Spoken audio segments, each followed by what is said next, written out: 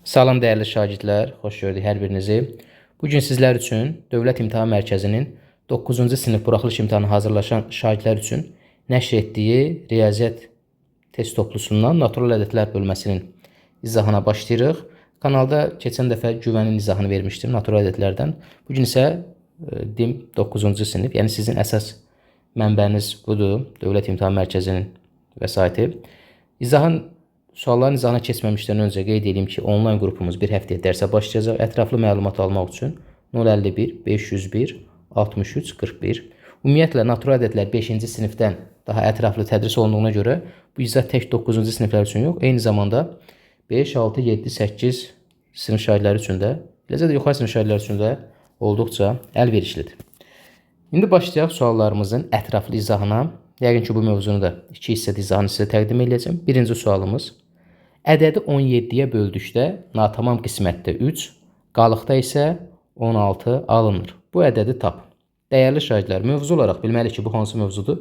Qalıqlı bölmə mövzusudur.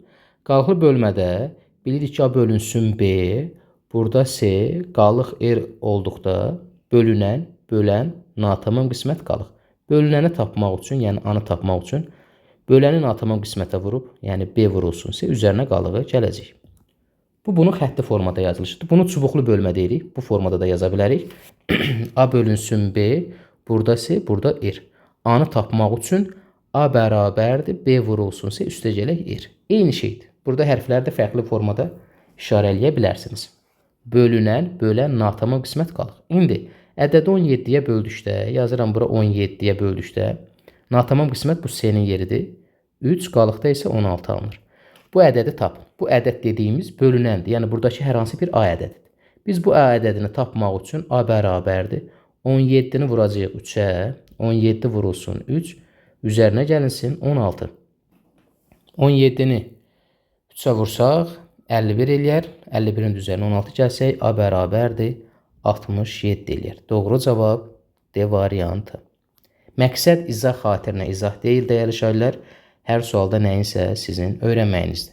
İkinci sualımız da eyni tiplidir. İkinci sual. Ədədi 19-a böldükdə 19-u yazıram bura. Natamam qismətdə 3, qalıqda isə 14 alınır. Bu ədədi tapın. Yenə də bu ədədi bilmirəm, olsun A ədədi. A ədədini tapmaq üçün dedik ki, böləni natamam qismətə vururuq. 19 vurulsun 3, üzərinə də qalığımızı əlavə edəcəyik. 14. Buradan A bərabərdir. 19-u 3-ə vuranda 57 eləyir. 57-nin üzərinə 14 gələndə 71. Doğru cavab Y variantı. Üçüncü sualımız bölünmə əlamətlərindən bağlıdır. Hansı ədədlərdən hansı 18-ə qalıqsız bölünür? Ümumiyyətlə, yadda saxlamaq lazımdır ki, məsələn, 15, 12, 18 bu iki sadə bir-birinə qarşılıqlı sadə ədədin hasili şəklində göstərilir həmin ədəd. 18-i hansı iki qarşılıqlı sadə ədədin hasili şəklində göstərə bilərik? 3-6 düşünə bilərsiniz, səhvdir. 3-lə 6 qarşılıqlı sadə deyil. Qarşılıqlı sadə ortaq bölünmə olmayan ədədlərdir. Burada deməli 2 və 9 kimi düşünə bilərik. 18 2 ilə 9-un hasilidir. Deməli, biz onda birbaşa 18-ə bölünmə qaydası yoxdur. Amma 2-yə və 9-a bölünmə qaydası var. Yəni 2-yə və 9-a bölünən ədədlər də deməli 18-ə bölünəcək. Onun üçün mən 2-yə bölünmə əlamətini və 9-a bölünmə əlamətini araşdıracağam. 2-yə və 9-a bölünmə əlamətini amma tam dəqiq bilirəm. 2-yə hansı ədədlər bölünür? Cüt ədədlər. Burada cavablara baxsaq, işimiz rahat olsun deyə, məsələn, A variantını bəri başdan çıxaq. Y variantını və D variantını çıxaq. Çünki bunlar tək ədədlərdir. Tək ədədlər 2-yə bölünmür. 18-ə bölünən ədədlər də 2-yə və 9-a bölünməli. Demək, bu 3 variant bizim cavabımız deyil. Qaldı B və C variantı. Hər ikisi cüt ədəddir. Çünki cüt onun sonuncu rəqəminə baxırıq 4-dür. Deməli, bunlar 2-yə bölünür. Bir problem yoxdur. Qaldı bizim üçün 9-a bölünməni araşdırmaq. 9-a bölünmə isə rəqəmləri cəmi 9-a bölünən ədədlərdir. İndi gəlin baxaq görək. B variantında rəqəmlərin cəminə baxsaq. 7 ilə 4, 11, 14, 14 ilə 7, 21, 21-in üzərinə 4 gələndə 25 elədi. 25 9-a bölünür, bölünmür. 9-a bölünmədiyinə rəqəmlər cəmi, deməli bu ədəd ümumiyyətlə həm 2-yə bölünür, amma 9-a bölünmür. Onda deməli 18-ə də bölünmür. Eyni zamanda bölünməlidir. C variantına baxaq. 4 üstəgələk 7 üstəgəl 7 üstəgəl 5 üstəgələk 4. Toplasaq 4 ilə 7 11, 11-in üzərinə 7 gələndə 18, 23 bərabərdir 27-yə.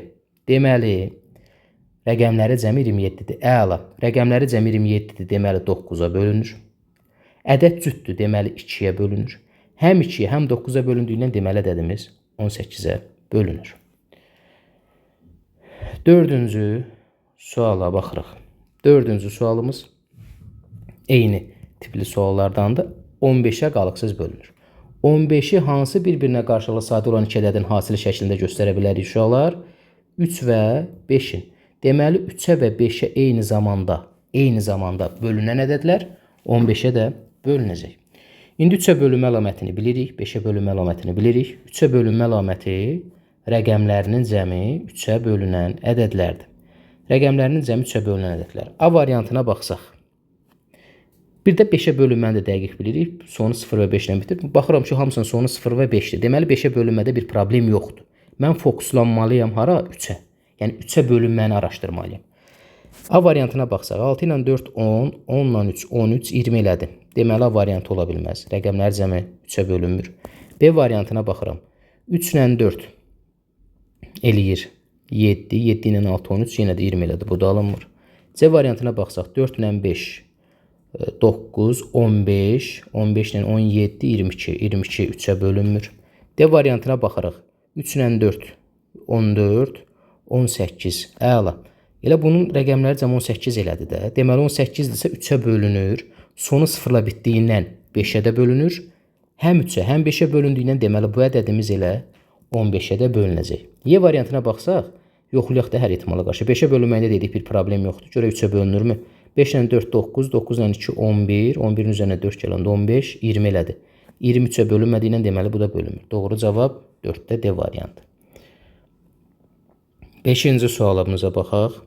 X-in hansı qiymətində 2x 3, 5, 4. Belə 5 rəqəmli bir ədəddir.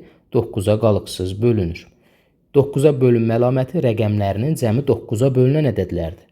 Gəlin mövcud rəqəmlərin cəminə baxaq. 2 üstəgəl 3 üstəgəl 5 üstəgəl 4.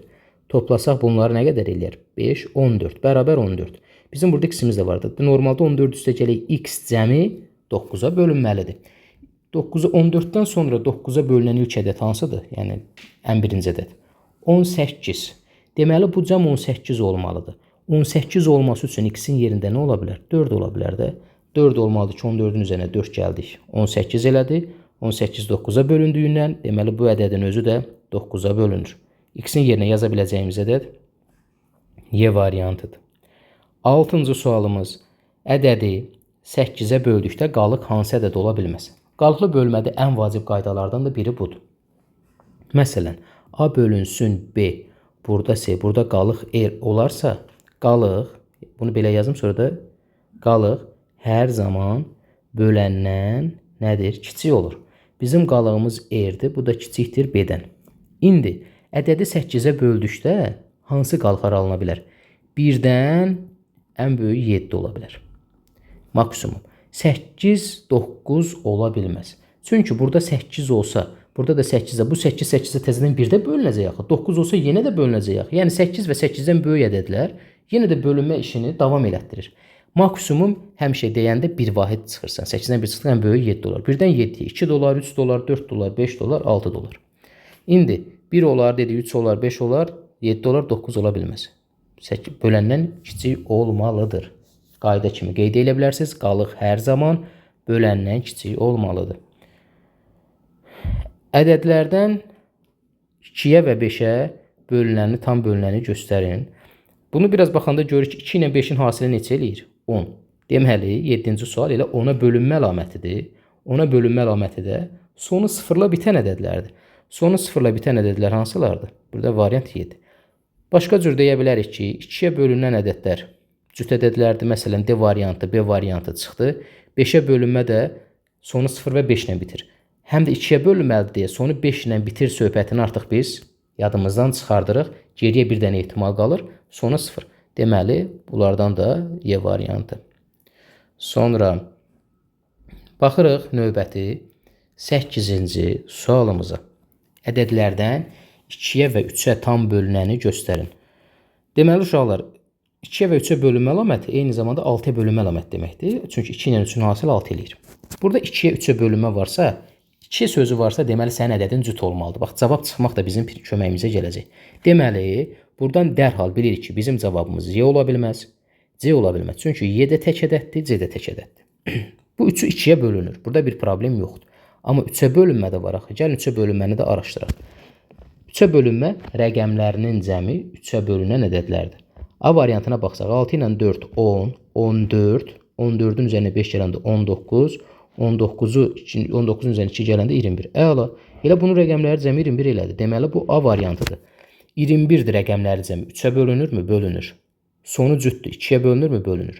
Bəzən biz hazırlıq prosesində görürük ki, uşaqlar qayda deyir ki, müəllim, 21 2-yə bölünmür. Axı, çaşırlar, rəqəmləri cəmini 2-yə bölməyə cəhd edirlər. Biz 2-yə bölünmədə rəqəmləri cəmini sözünü işlətmirik. Rəqəmləri cəmi 3-də və 9-da var. Amma digərlərində yoxlaya bilərsiniz. Bunun rəqəmləri cəmi 10 elədir, bölünmür. B variantında rəqəmləri cəmi 7 ilə 5, 12, 18, 20. Bu da bölünmür. Hamısında çalışın rəqəmlərini bax belə yazanda toplayın bax. Hazırlaşırsınız. Buraxılış olsun, təkmilləşmə olsun. Bir dənə cavabı tapdım, o birənin üzərinə daha mənim cavabım deyildi, yox. Bir araşdırın, toplayın. Qoy vərdiş yaransın, hesablama vərdiş yaransın. 9-cu sualımız. 9-cu sualda kitab, dəftər və qələmin birlikdə qiyməti 16 manatdır. Yazıram bura kitab, üstəgələk dəftər, üstəgələk qələm bərabər 16 manat. İndi hər birinin qiymətini 2 manata artırarsa, hər birindən bir ədəd almaq üçün nə qədər pul lazımdır? İndi biz deyə bilərik ki, hər birini 2 manata artıranda ümumi qiymət də artacaq. 3 dəfə 2, 6, 16-ın üzərinə 6 gəldi, 22. Amma bunu yazılış qaydasında sizə göstərim. Baxın, kitabı baş hərflərini yazmışam, elə bil bunun birinin qiymətidir. Kitabın qiymətini 2 manata artırsaq, olar kitab üstəgələk 2. Dəftərin qiymətini 2 manata artırsaq, dəftər üstəgələk 2. Qələmin qiymətini 2 manata artırsaq, qələm üstəgələk 2. Toplasaq, bu da bərabər, bunu sadələşdirək. Kitab üstəgəl dəftər üstəgəl qələm, 2-lər də bir toplayaq. 2, 2, 2, 3 dənə 2-miz də 6 eləyir. Bunu aldıq. İndi burada K üstəgəl, D üstəgəl 2 16-ya bərabərdir. Gətirib burada yerinə 16 yazsaq, 16 üstəgələk 6 bərabər 22. Bu, bunun yazılış qaydasıdır. Bunu da öyrənməlisiniz. Və ya deyə bilərik ki, kitab, dəftər və qələmin hər biri 3 dənə olduğundan hər birini 2 manat artıranda elə gəlib 16-nın üzərinə 6 gələcək, 22 eləyəcək. Ədədlərdən neçəsi təkdir? Tək ədədlər hansılardır? Tək ədədlər sonu 1, 3, 5, 7, 9 rəqəmlərlə bitən ədədlər tək ədədlərdir. 22 deməli cüt ədəddir, 88 cüt ədəddir, 100 cüt ədəddir, 300 cüt ədəddir, qalanları tək ədəddir. Olacaq neçə dənə?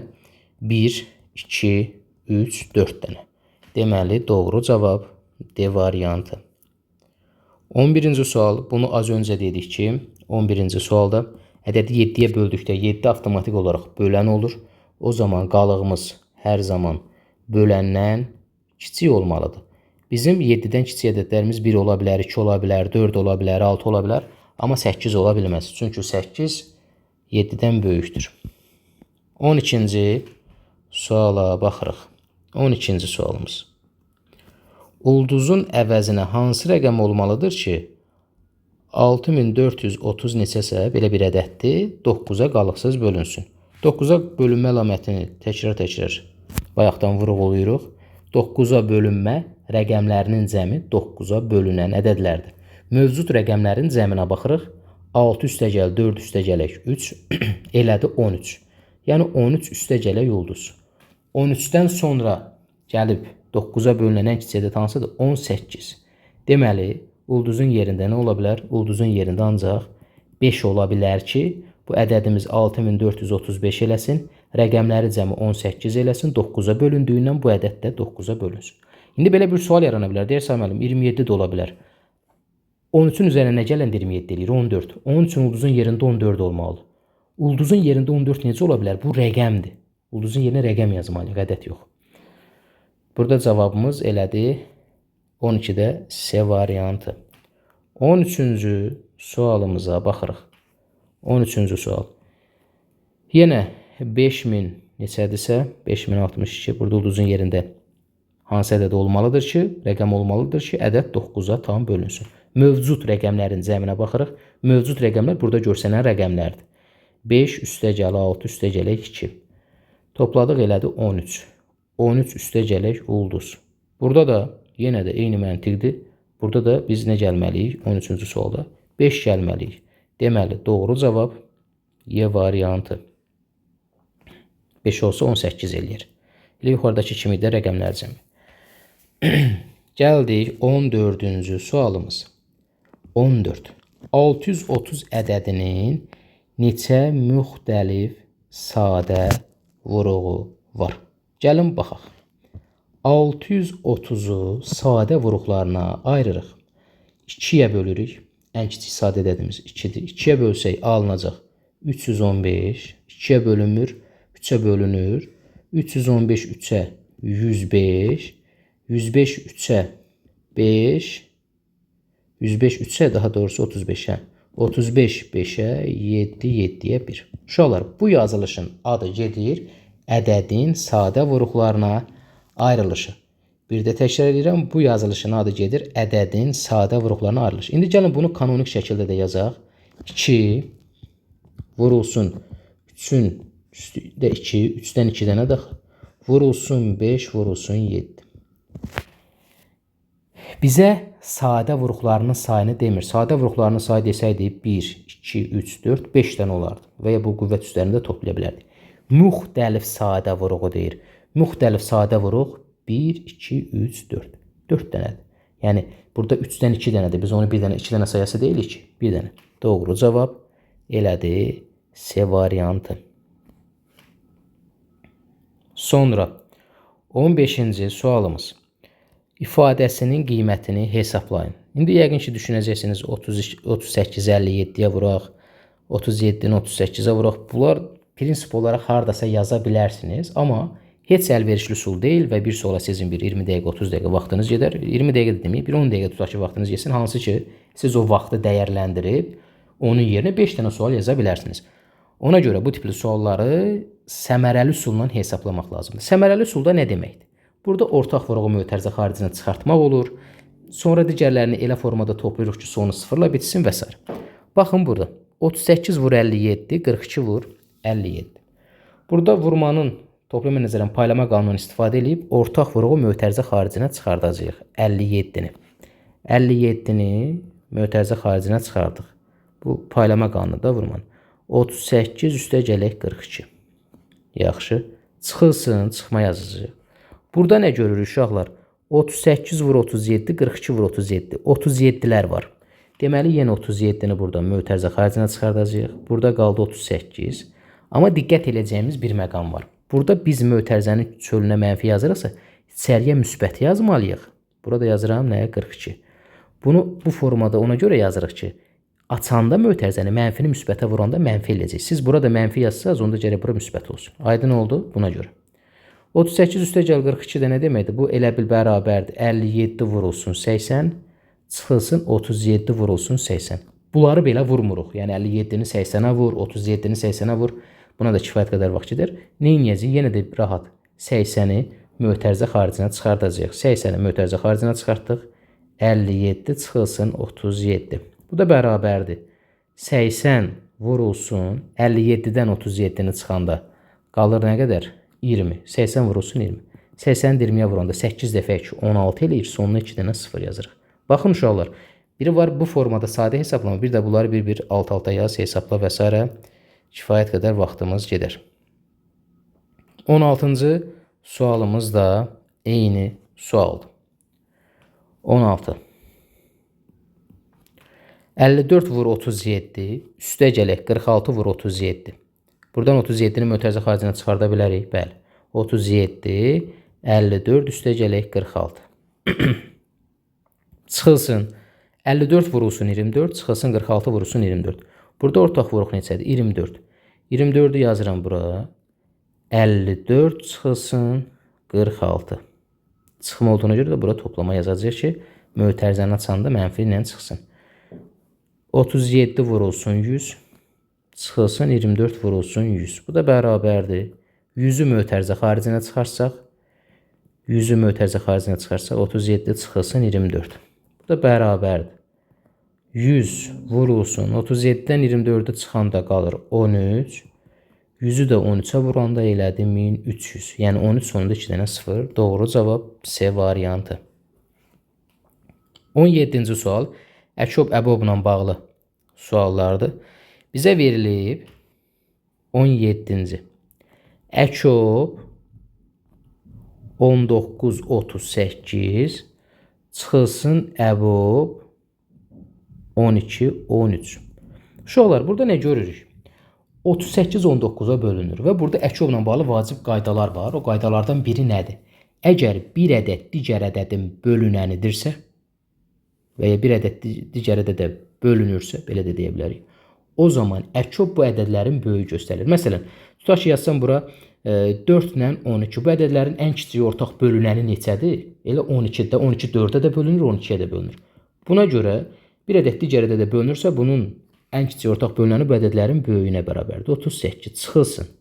12 13 necə ədədlərdir? Ardıcıl ədədlər. Afərin. Bəs qaydamızda ardıcıl ədədlərə nə demişik? Ardıcıl ədədlər qarşılıqlı sadə ədədlərdir. Ardıcıl tək ədədlər də qarşılıqlı sadə ədədlərdir. Qarşılıqlı sadə ədədlər birdən başqa ortaq böləni olmayan ədədlərdir və qarşılıqlı sadə ədədlərin əbobu 1-ə bərabərdir.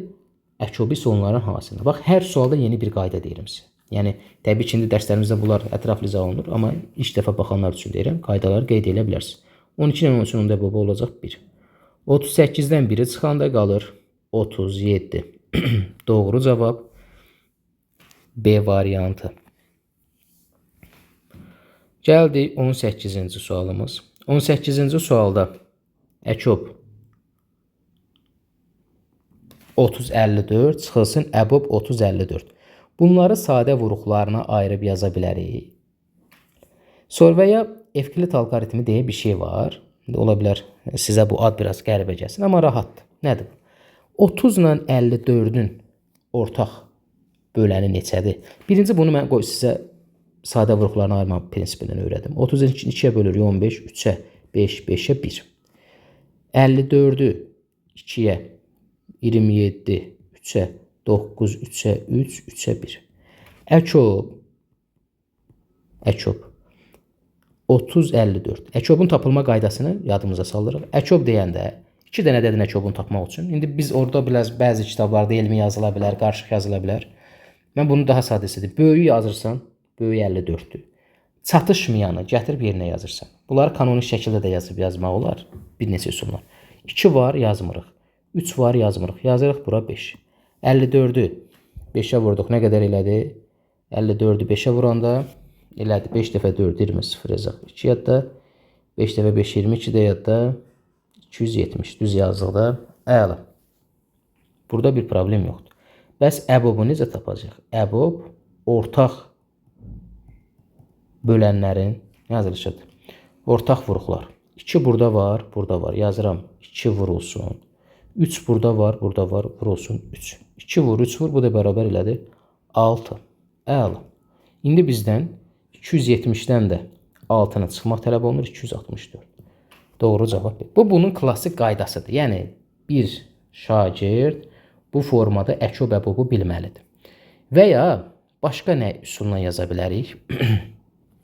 Bir də biz bunları sadə vuruqlarını kanonik şəklində də yaza bilərik. Məsələn, 30-u belə yaza bilərik ki, amma sən bunu sadə vuruqlarını ayırmağı bilməlisən də. Mən bu sual izahı müəllimlər üçün izah eləmirəm ki, şagirdlər üçün izah. 30-u biz necə yaza bilərik? 2 vur, 3 vur, 5. 54-ü necə yaza bilərəm? 54-ə bərabərdir. 2 vurulsun. 3-3. 3-3. Əkob olanda biz qüvvət üsləri böyükləri yazırıq. Deməli.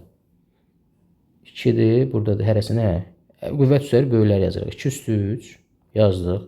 Elə 2-dən burada da 3-3 yazmışıqsa, 3-3 daha doğrusu. 3-3 yazmışıq. 2-dən elə vuraq 2, vuraq 5. Bu formada bunu yaza bilirik. Əkobda bir də təkrar edilir. Qüvvət üsləri böyük olanlar. Əbobda isə qüvvət üsləri az olanlar yazırıq. Elə burada 2-də 2-dir. Vurulsun 3 ortaq olanlar. Bu da elədinə 6 eləyir. Bu formada da yaza bilərik. Və ya bir sual 3 izahla dedim. Və ya bunu belə yaza bilərik. Əkob Evklit alqoritminə görə nədir? Evklid alqoritminə görə 30 ilə 54-dən ortaq vuruğu nə çıxarda bilərik? 6 çıxarda bilərikmi? 6 vurulsun. Hər ikisi 6-ya bölünür. Bura yazdıq 5, 9. Çıxılsın. Buradan da yenə 6, 5, 9. Bunu çıxardanda əbob 6 vurulsun da. 6 vurulsun. Əbob 5, 9. Uşaqlar, burada nə qalır? 5 ilə 9 sadədir. Bu 5 ilə 9. Qarşılıq sadə edilən hasil onların hasilinə bərabərdir. Onda 6 vurulsun 45 bura eləyir. Aydındır mı? Çıxılsın. Əbob da bunların qarşılıq sadə edilən əbobu da 1-ə bərabərdir. Yenə də 6-nı da 1-ə vuranda 6. Bunu da həll eləsək yenə də 264 alarıq. Sonra 19-cu sualımız. 19. Bölünəni 4 dəfə azaltdıqda. Hə, bu da biraz ola bilər şagirdlərdə müəyyən çətinlik yaratsın.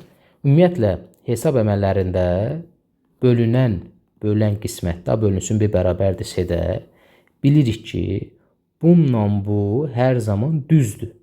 Yəni, bölünəni neçə dəfə artıracaqsa, qismətimiz də o qədər artacaq. Məsələn, nümunə kimi göstərəm. 6 bölünsün 2 bərabər 3. 6-nı 2 dəfə artıraq. Elədi 12. Bölünsün 2 bərabər 6. Və nə gördük?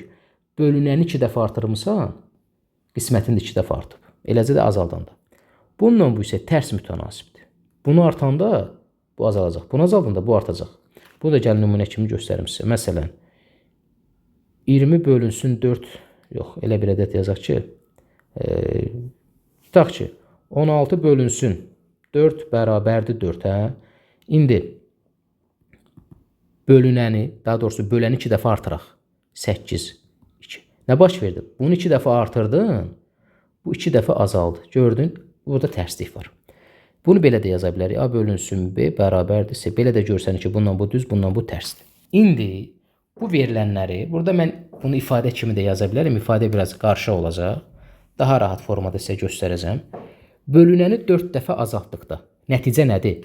Bölünəni 4 dəfə azaltdıqda, deməli, yazıram, 19-cu sualı buradan yazıram. Deməli, birinci mərhələdə, qismət 4 dəfə azaldı.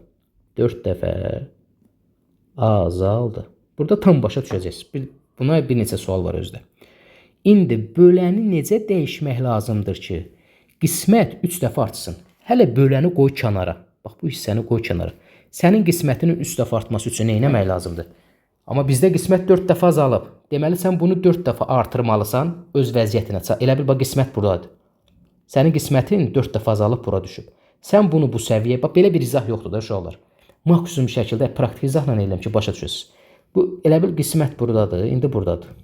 Bu qisməti sən əvvəlcə 4 dəfə azalıb, bunu gətirib yerinə qoymalısan. Burada çatıb. Buradan da təzdən yuxarıya 3 dəfə artırmalısan. Demək, 4 dəfə azalmanı qarşılamalısan. Elə bil, mən 4 dəfə ziyana düşmüşəm. O 4 dəfə ziyanı qarşılamalıyım və sonra da 3 dəfə gəlir əldə eləməliyim. Ona görə belə çıxır ki, qismət 12 dəfə artmalıdır. Əla. Bəs yaxşı. Qismət 12 dəfə artması üçün nə etmək lazımdır? Böləni tərsi. Bölənlə qismət tərsdir. Bölən, qismət. Tərs. Onda belə çıxır ki, qismətin 12 dəfə artması üçün bölənin 12 dəfə azalmalıdır. Doğru cavabdır. Bu qədər sadə. Bunu ifadə ilə, x ilə, k ilə yaza bilərsiniz. Heç bir problem yoxdur. Bir də bir şey deyim, uşaqlar. Burada müəyyən sualları siz 2 üsulla, 3 üsulla gedə bilərsiniz. Heç bir problem yoxdur. Əsas odur ki, düzgün sizə uyğun olanınız. Mən də çalışıram ki, şagirdlərin 10-15 illik təcrübəmizi deyirəm ki, şagirdlərin harda nə səhv eləyəcəyini, hansı necə başa düşəcəyini, ona görə çalışıram oradan çıxış edeyim ki, şagirdlər başa düşsün. 20-ci sualımız. N-in hansı qiymətlərində əkob N 10 bərabər 10. Deməli, əkob N 10 bərabərdir 10. Burada əkob nə yazılıb? Bu ədədlərin biri yazılıbsa, deməli, onda ədədin biri digərinin bölənidir. Aydın oldu mu? Yəni, N onun bölənidir ki, biz də demişik ki, bir ədəd digər ədədə bölünürsə, əkob bu ədədlərin böyüyünə bərabərdir, əbob isə bu ədədlərin kiçiyinə bərabərdir. İndi burada əkob 10 yazılıbsa, deməli, bu ədədlərin böyüyü 10'dur və digərləri də onun bölənləridir. Onun bölənləri hansılardır? Onun bölənləri 1 ola bilər, 2 ola bilər, 5 ola bilər, 8 ola bilər. Bir də, üzr istəyirəm, 8 18-ə bölünmür. 1, 2, 5, 10 da onun özü də ola bilər. Hə, əçob 10'un 10'u azılı, yəni eyni ədədi yaza bilərik. Aydın oldu uşaqlar. Həqiqətən də məsələn mən yazsam ki 2 ilə 10'un əçobu nəyə bərabərdir? 10 bunun hər ikisinə bölünür. 5 ilə 10'un əçobu nəyə bərabərdir? Hər ikisinə bölünür. 10 onun da elə əçobu 10'dur da. Aydın məsələdir. Əgər belə əçov verilib buradakının biri yazılırsa, deməli yazılan ədədin bölənlərini götürürsən. Aydın oldu. Burada cavab D variantı. 21 də həmçinin. Aha, amma 21-də nədir? 21-də əbob n verilib. Super. Deməli sən burada yenə də onun nəyini götürəcəksən? Bölənlərini götürəcəksən. Onun bölənlərini götürəcəksən ki, bax, burada məsələn əbob 1 10 olsa n'in yerində nə olacaq? Əbob 1 olacaq. 2 olsa nəsə olacaq? N'in yerində 2 olacaq. 5 olsa nəsə olacaq? 5 olacaq. 10 olsa nəsə olacaq? 10 olacaq. Nəyə görə? Çünki bu yazacağın n onun bölənləri olmalıdır ki, əbobu kiçik götürək. Elə bil ki, yuxarıdakı sualın nə idi? Tərsidir. 22-ci suala baxırıq. 22-ci sualımız. Vaqifin addımı 80 cm, Sabirin addımı isə 70 cm. Hansı ən yaxın məsafədə onların hər ikisi tam sayda addım atar? Bu tipli suallarda addımları üst-üstə düşməyi, ən qısa yerdə addımlar üstü, bu əçobla tapılır. Amma məntiqini də başa düşmək lazımdır. Elə burada bu sual əçob 80-70'i tapdım. Məsələn, bundan getmir də. Əçob 80-70'i tapın, məsələ bundan bitmir də. Bunun sən mahiyyətini dərk eləməlisən. Nə deməkdir bu? Tutaq ki, Vaqif bax 80 addım atdı, 80 cm atdı. Sonra ikinci 80'də olacaq nə qədər? Məsələn 80. İkinci 80 atanda bu olacaq 160. Bir neçə 80 atacaq. Bu formada gəlir də 80-80 gedir. Sabirdə necədir? Sabirdə 70 atdı. Sonra 70'dən sonra 140 gələcək. 140 oldu. Bu formada gedir. Mütləqdir ki, bax uşaqlar, mütləqdir ki, bunların hardasa addımları ən yaxın məsafədə tam sayda bunlar bir addım atacaq. Bu necə olacaq? Hansı addım olacaq? Deməli, burada elə bir yerdə üst-üstə düşməlidir ki, 80-in 70'ə bölünən ədəd olsun və ən kiçik olsun. Çünki burada deyir ən yaxın məsafədə. Ən yaxın dediyinə görə biz bunların əkobunu tapacağıq. Onu da 80-in 70'in əkobunu rahat Evklit alqoritminə görə tapmaq üçün buradan 10'u mötərizə xaricinə çıxardarıq. 8, 7, yəni 10 vurulsun əkob, 8 vurulsun 7. 8 ilə də 7 qarşılıqlı sadə ədədlərdir. Çünki ardıcıl ədədlərdir. Qarşılıqlı sadə ədədlərin əkobu bunların hasilinə bərabərdir. 10 vurulsun 56. Bu deyilir 560. Deməli, ən qısa zamanda 560-cı santimetrdə, bu bura qədər 560 atsa, bu da 140 gəlir 560 atsa, bunlar tam sayda addım atacaq. Bax, məntiq bundan ibarətdir. Deməli, burada uşaqlar 23-cü suala keçməmişdən bu 22-ci sual haqqında bir şey də deyim. Burada üst-üstə düşmə məsələsi deyil. Birdən elə başa düşərsiniz ki, məsələn, bunlar gəlib hardasa görüşürlər. Burada görüşmə baş vermir. Sadəcə, məsələn, Vaqif 80 cm addım atırsa, daha irəliləyir də, daha tez-tez gedir. Bu məsələ nə vaxtsa burada bir addımını hardasa qoyduğu yerdə Sabirin də addımı gəlib onun ayaq qoyduğu yerə düşür. Bu nə zaman olur? Bunun ikisini bölündüyü bir ədəddə. Yəni 560'da. Bax, məntiq bundan ibarət. Yəni görüşür deməyimiz burada səhvdir. Yəni görüşmürlər. Sadəcə olaraq bu 80-80 gedir. Bu da 70-70 gəlir. Hardasa bir yerdə bunların ən qısa, özdə ən yaxın məsafədə deyir. Təbii ki, bu 560'dadırsa 560'ın 2 mislində də bunlar üst-üstə düşür, 3 mislində də. Məsələ ən yaxın söhbətidir. 23-cü suala baxırıq. 23-cü sualda bizə deyir ki, ifadəsinin qiymətini hesablayın. Bunu necə həll edəcəyik? Baxın. Təbii ki, bunu bir-bir yazmağımız burada nöqtələr var.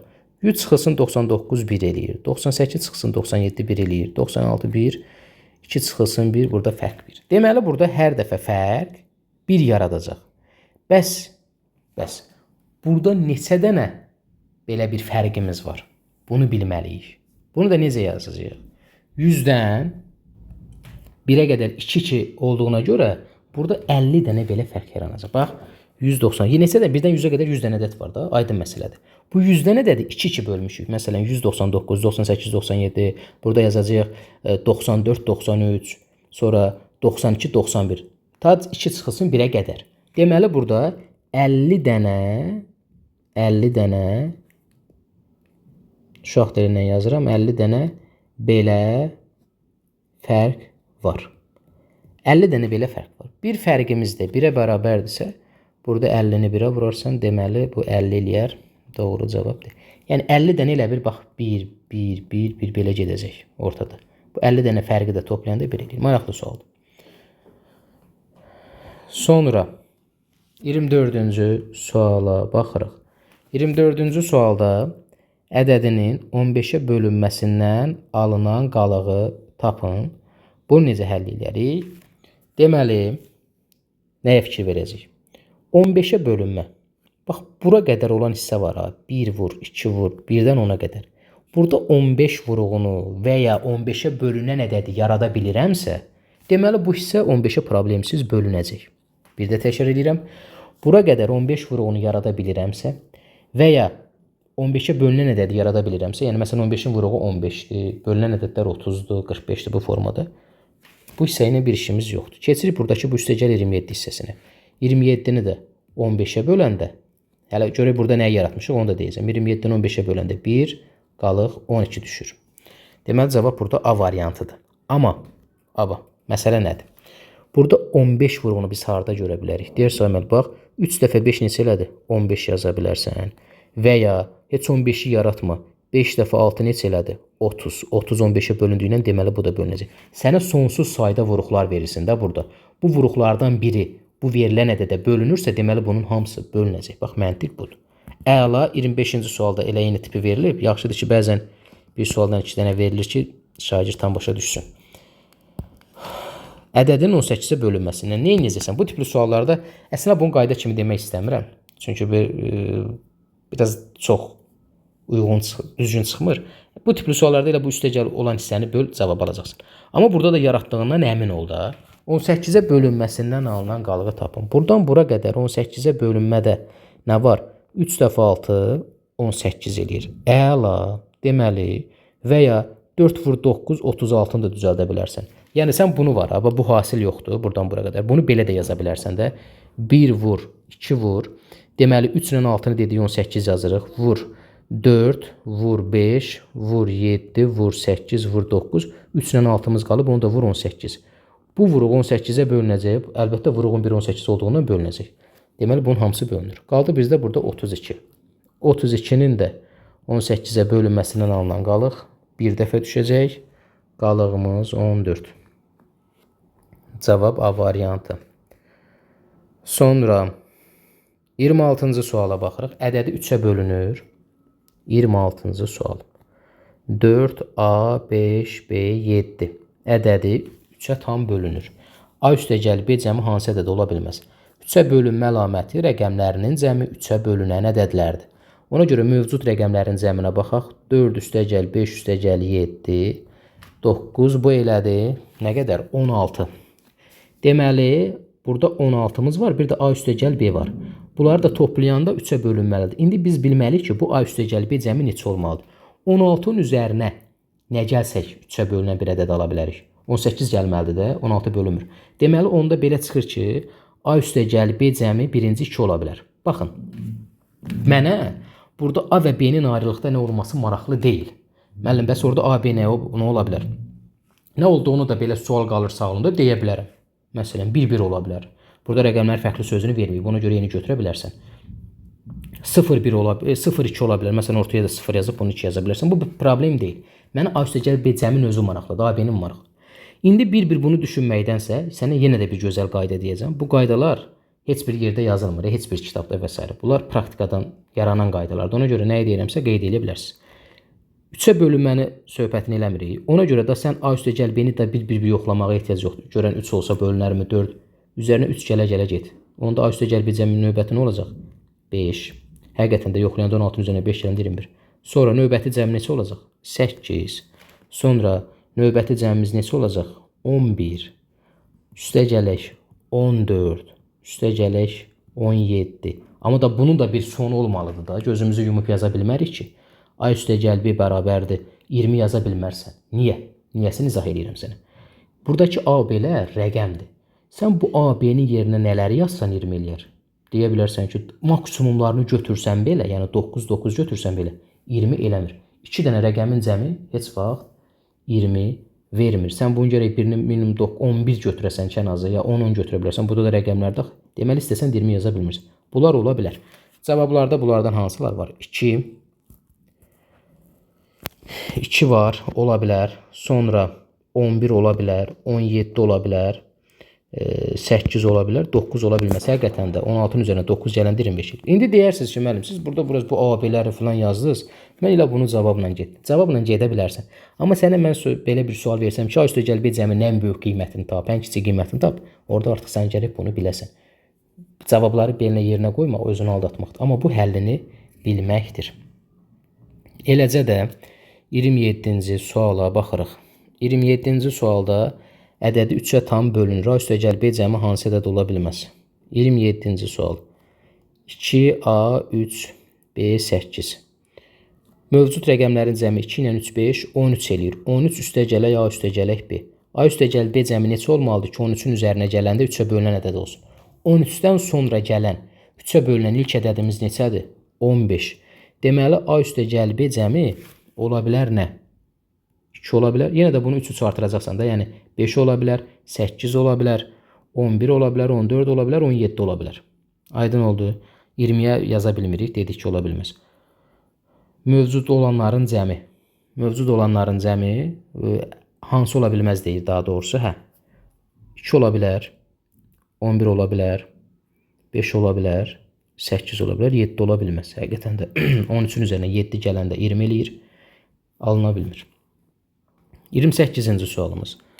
28-ci sualda A bərabərdir 6 vur, 15 vur, 21 ədədin neçə müxtəlif sadə vuruğu var? Burada çaşıb 3 və s. götürə bilərsiniz. Bu ədədin sadə vuruqları şəklində yazılış deyil. Bunu biz sadə vuruqların şəklində yazmalıyıq. A bərabərdir 6-nın sadə vuruqlar 2 vurulsun 3, 15-i 3 vurulsun 5, 21-i də yazaram 3 vurulsun 7. İndi təzədən bunu kanonik şəklə gətirək. 2-dən 1 dənədir, 2 yazıram. 3-dən 2 dənədir, 2 vurulsun 3-ün kvadratı. Daha doğrusu üzr istəyirəm, 3-dən 3 dənədir. 3-dür 3, çünki 1, 2, 3. Hər o birlərinə də 1 dənədir, 5 vurulsun. İndi bizə deyir, neçə müxtəlif sadə vuruğu var. Müxtəlif sadə vuruğu dediyinə görə müxtəlif sadə vuruqlara baxacaqsan. 1, 2, 3, 4 dənə. Deməli, A variantı. Ümumi sadə vuruqların sayı desəydi, bunların qüvvət üstlərini toplayardıq. 1 ilə 3, 4, 4 ilə 1, 5, 6 dənə. Cavab A variantı. Bax, burada diqqətli olmaq lazımdır. 29 da belədir. Həm də demişik ki, müxtəlif sadə vuruq, həm də onun sadə bölənləri deməkdir. Sadə bölən desə də cavab eyni olar. 29-cu sualımız. A bərabərdir 6 vur, 8 vur, 35 ədədinin neçə müxtəlif sadə vuruğu var? Yenə də bunu yazarıq. 6-nı yazaram 2 vurulsun 3. 8 ilə 2 üstü 3 yaza bilərəm. 35-i də 5 vurulsun 7. Sadələşdirək, kanonik şəklə gətirək. 2 üstü 4, 3, 5, 7.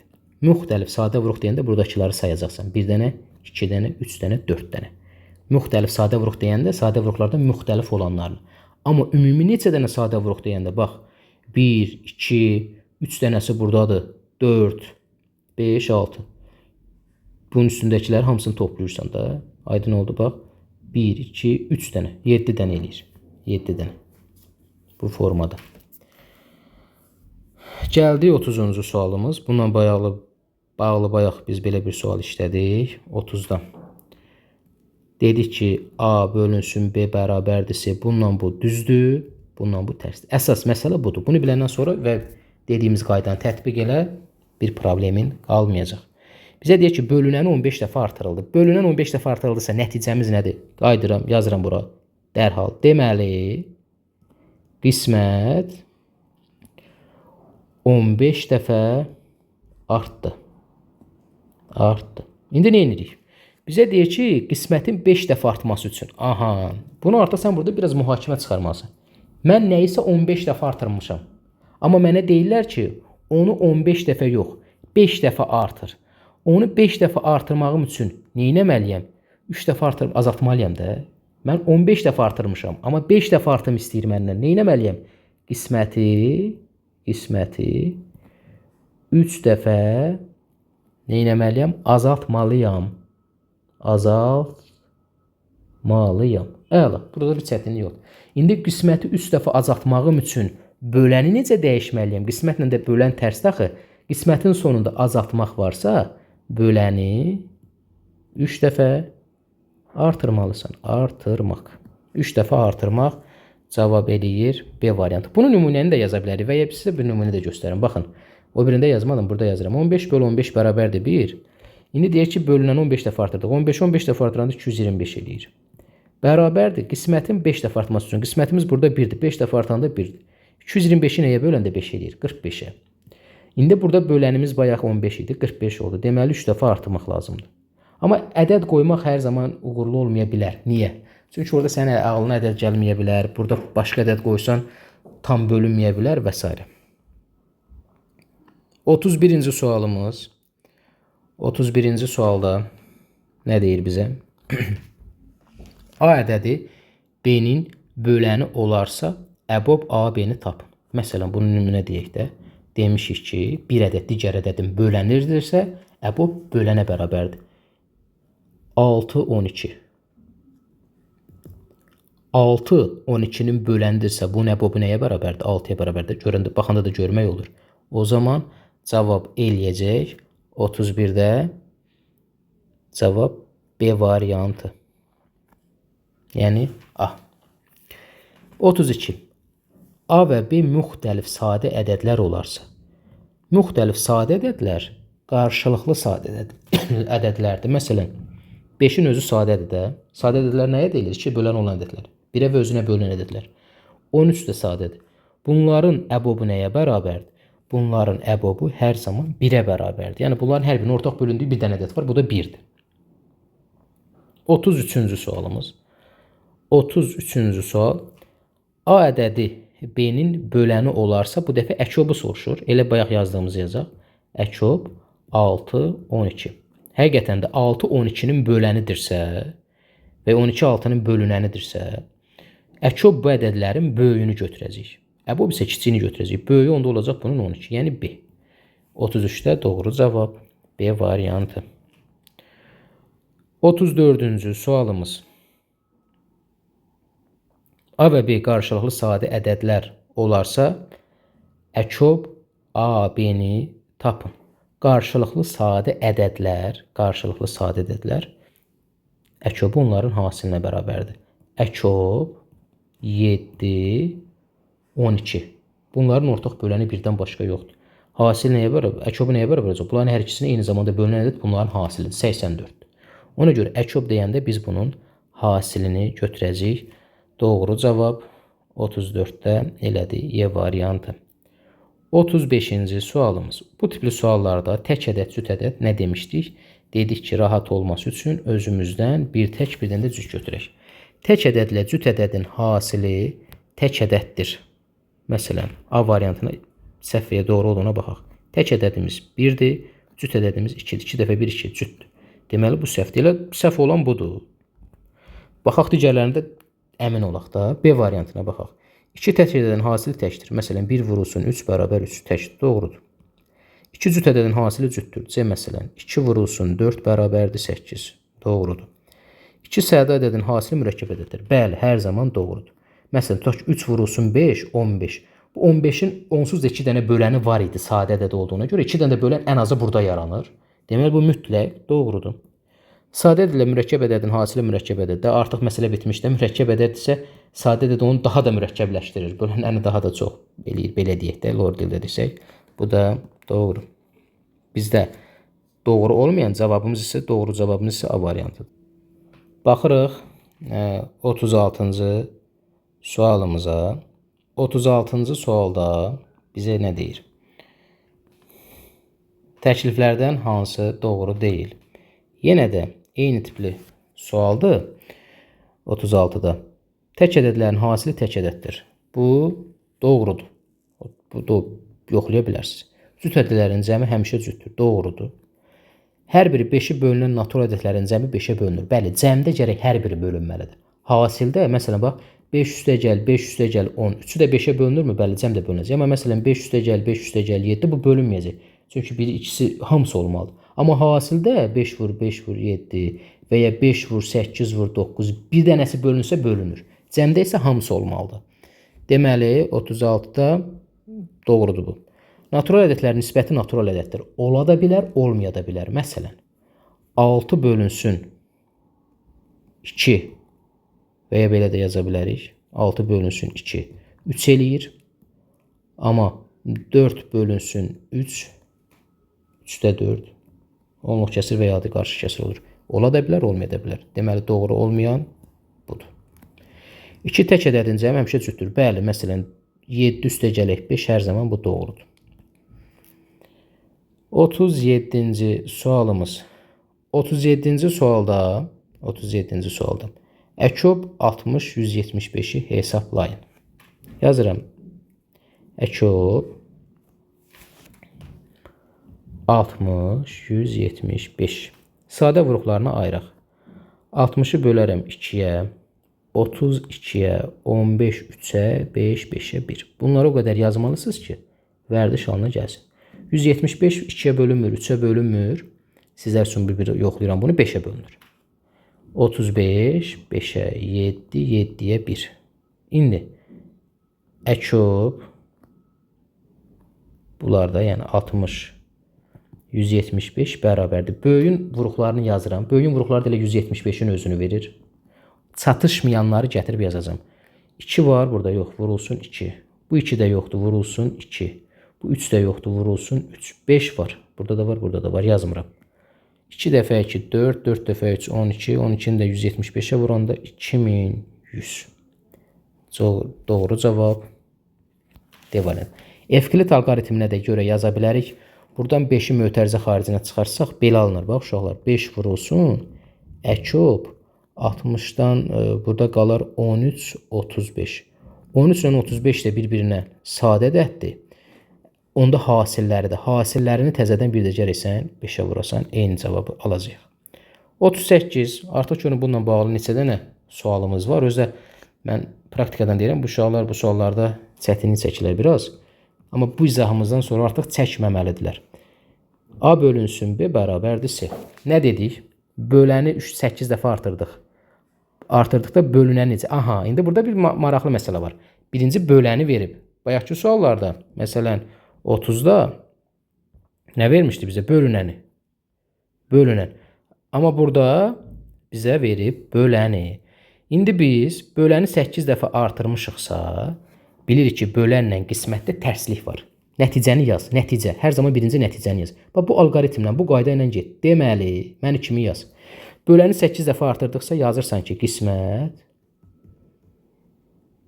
8 dəfə azaldı. Azaldı. Bunu müəyyənləşdirdin. İndi bizə deyir ki, bölünəni necə dəyişmək lazımdır ki, bölünəni qismət 3 dəfə artsın. Aha, mən qismətim buradaydı. Mən bunu 8 dəfə azaldıb bura salmışam. Bu buradaydı, bunu bura səviyyəyə baxın, düşüb aşağı. İndi mən nə etməliyəm? Əvvəlcə bunu 8 dəfə bura qaldırmalıyam. Sonra 3 dəfə də bunu təzədən bura qaldırmalıyam. Məntiqini başa düşdünüz? Bax, bunu bura qaldırmalıyam 8 dəfə, 3 dəfə də bura. Onda belə çıxır ki, mən qisməti 24 dəfə artırmalıyam. Əla. Qisməti 24 dəfə artırmalıyam. Qisməti 24 dəfə artırmağım üçün elə bölünəni də 24 dəfə artırmalıyam. Çünki bölünənlə bu düz mütənasibdir. Doğru cavab A variantı. Bundan o tərəfə izah yox. Sizə burada tərəzi izahını qeyd eləmişim. 39-cu sual. M və N tək ədədlər olarsa ifadəsinin hansının qiyməti cüt olar? M və N tək. Birinə 1, birinə 3 yaz və hər ikisinə 1 yaz. Heç bir problem yoxdur. 1, 3. Hasil tək elədir. Bu deyil. Cəm 1 üstə gəl 3 bərabər 4. Elə cəmi hər zaman bunların cüt eləyəcək cavab B. Amma biz hər ehtimala qarşı digərlərini də yoxlayaq. 2n kvadratı. N'in qiyməti 3. 3 dəfə 9. 9 dəfə 2 18. Üzərinə 1 gəldik. 19. Ödəmir. n, yəni 3 üstəgələk 2 5 elədi. Ödəmədi, tək elədi. 3n 3 dəfə 3 9 üstəgələk 2 11 ödəmədi. Sonra 40-cı sualımız. 40. M ədədinə 13 əlavə etdikdə, 13 əlavə etdikdə cəm 50-dən 27 vahid kiçikdir. Bərabərdir 50-dən 27 çıxırsan. Sadə tənlik qurmaq. M üstəgələk 13 bərabərdir 50-dən 27-dən çıxanda 23 qalır. M də bərabər 10-a. M-in qiyməti 10-dur. Bizə deyir M ədədini tapın. E variantı. Dəyərli şagirdlər, bu qədər. Mən bunun hamısını ətraflı izah edirəm deyə artıq 40 dənə sualımız 55 dəqiqədir. Bir dəfəyə çox hissə hamısını eləmək sizə yorucu olar. Digər hissələri də çəkib sizlərlə paylaşacağım. Sizin üzərinizə düşən kanala abunə olmaqdır, videoya rəy yazmaqdır və dəstək olmaqdır. Sinif yoldaşlarınızla, dostlarınızla paylaşmaq. Sağ olun dəyərli şagirdlər. Növbəti izahlarda görüşərik. Hələlik.